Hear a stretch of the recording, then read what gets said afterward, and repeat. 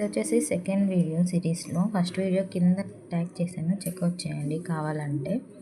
ఇందులో వచ్చేసి chain stitch ఇంకా బ్యాక్ స్టిచ్ గురించి చూపించాను. చైన్ స్టిచ్ అనేది కొంచెం ట్రిక్కీగానే ఉండిద్ది, జాగ్రత్తగా అబ్జర్వ్ చేస్తే ఈజీగా ఉండిద్ది అండ్ ఆల్సో చూడటానికి చాలా బాగుండిద్ది.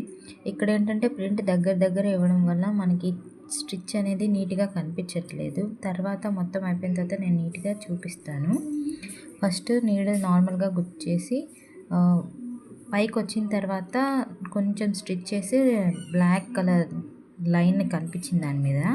నీడల్ నుంచి బ్యాక్ సైడ్కి థ్రెడ్ వేసి తీసుకోవడమే, జాగ్రత్తగా పట్టుకొని థ్రెడ్ని ఇంకో చేతితో, అప్పుడైతే చైన్ లాగా వస్తుంది. అలాగా చిన్నగా కుట్టేస్తే వస్తుంది చైన్ స్టిచ్.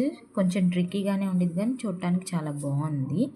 అండ్ ఇంకోటి వచ్చేసి బ్యాక్ స్టిచ్ అనమాట. ఇది ఈజీయే.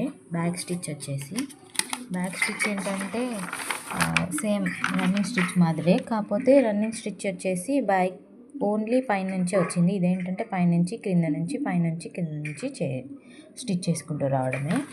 ఇక్కడ 2 లైన్స్ ఇచ్చారు కదా, ఈ 2 లైన్స్లో నేను ఒకటేమో బ్యాక్ స్టిచ్ వేసాను, ఇంకోటి చైన్ స్టిచ్ వేసాను. అంటే ప్రాక్టీస్ అయినట్టు ఉండిద్దని, చూడటానికి పైన కింద అవి బాగుంటాయి కదా, ఒకదాని వెంట ఒకటి ఉంటే ఎలా ఉండిద్దా అని చెప్పేసి 2 స్టిచ్ చేశాను. చాలా బాగుంది. ఇలాంటి మరిన్ని వీడియోస్ కోసం do like, share and subscribe to my channel సుభార్గి.